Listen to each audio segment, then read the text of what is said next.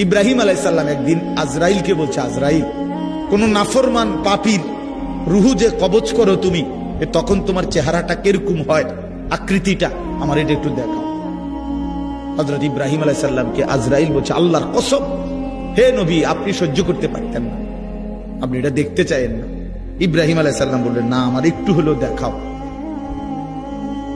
তো আজরাইল এই বিভৎস আকৃতি, মানে নাফরমানের জান কবজ করার সময় উনার যে চেহারার আকৃতি হয়, এই চেহারাটা ধরে ইব্রাহিম আলাইহিস সালামকে দেখাইলেন। বিশ্বাস করেন, এই কিতাবে আছে, ইমাম কুরতুবীর কিতাব, ইব্রাহিম আলাইহিস সালাম একটা চিৎকার মাইরা বেহুশ হয়ে গেছে। হুঁশ আসার পরে ইব্রাহিম আলাইহিস সালাম বললেন, আল্লাহর কসম, আয় আল্লাহ, মালিক আপনার কসম, কবরের আযাব, জাহান্নামের আযাব কোন নাফরমানের জন্য কিছুই লাগবে না, শুধু আজরাইলের এই ভয়ানক দৃশ্য জান কবজের সময় একবার দেখলেই তার সারা জিন্দেগীর নাফরমানির শাস্তির জন্য এটাই যথেষ্ট।